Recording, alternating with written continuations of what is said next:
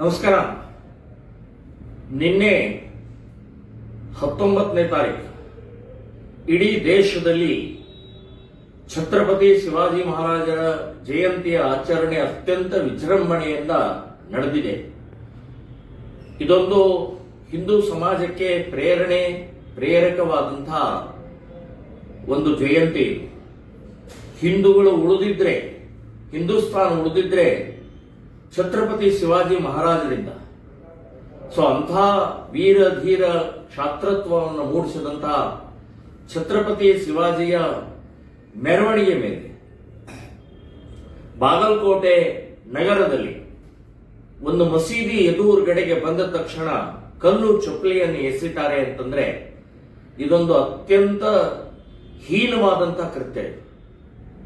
ಈ ದೇಶದ್ರೋಹಿ ಕೃತ್ಯ ಇದು, ಹಿಂದೂ ದ್ರೋಹಿ ಕೃತ್ಯ ಇದು. ಛತ್ರಪತಿ ಶಿವಾಜಿಯ ಮೆರವಣಿಗೆ ಮೇಲೆ ಕಲ್ಲು ಎಸೆದಿದ್ದಲ್ಲ ಇದು.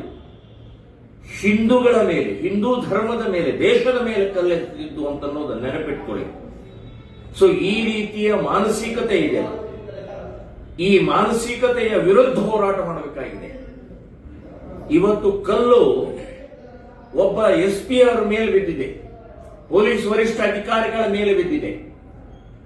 ಅದೇ ಇನ್ನೊಂದು ಎಲ್ಲೋ ಬಿದ್ದಿತ್ತಂದ್ರೆ ಕಲ್ಲು ಬಿದ್ದಿಲ್ಲ, ಏನೋ ಆಗಿಲ್ಲ ಅಂತನ್ನುವಂಥದ್ದು ರಾಜ್ಯ ಸರ್ಕಾರ ಹೇಳ್ತಾ ಇತ್ತು, ಗೃಹ ಮಂತ್ರಿ ಹೇಳ್ತಾ ಇದ್ರು. ಇದೆಲ್ಲದಕ್ಕೂ ಕರ್ನಾಟಕದ ಕಾಂಗ್ರೆಸ್ ಸರ್ಕಾರವೇ ಹೊಣೆ. ಇದಕ್ಕೆ ಅವರಿಗೆ ಜಿಹಾದಿಗಳಿಗೆ ಕೊಡ್ತಾ ಇರುವಂತ ಕುಮ್ಮಕ್ಕೆ ಕಾರಣ ಅಂತನ್ನುವಂಥದ್ದು ಹೇಳ್ತೇವೆ.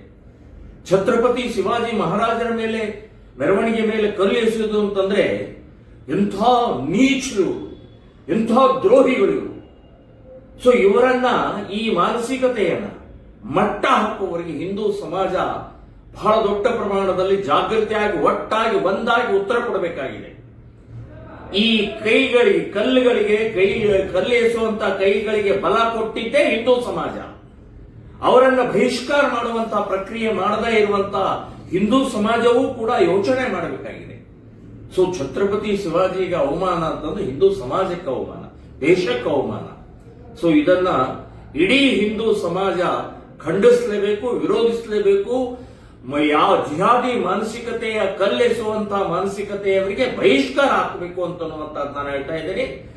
ಇದು ಅತ್ಯಂತ ಹೀನವಾದಂತಹ ಕೃತ್ಯ. ಯಾರು ಮಾಡಿದ್ದಾರೆ ಅವರನ್ನ ಸುಮ್ಮನೆ ಬಿಡಬಾರದು. ಬರೀ ಒಬ್ಬ SP ಮೇಲೆ ಕಲ್ಲು ಎಸೆದಂತಹದ್ದಲ್ಲ, ಇದು ಇಡೀ ಹಿಂದೂ ಸಮಾಜಕ್ಕೆ ಅವಮಾನ ಮಾಡಿದಂತಹದ್ದು ಅಂತ ಅನ್ನುವಂಥದ್ದು ನಾನು ಹೇಳ್ತಾ ಇದ್ದೀನಿ. ಇದು ಖಂಡನೀಯ, ವಿರೋಧ ಮಾಡುವಂತಹದ್ದು ಪ್ರತಿಯೊಬ್ಬರು ಕರ್ತವ್ಯ ಅಂತ ಅನ್ನುವಂಥದ್ದು.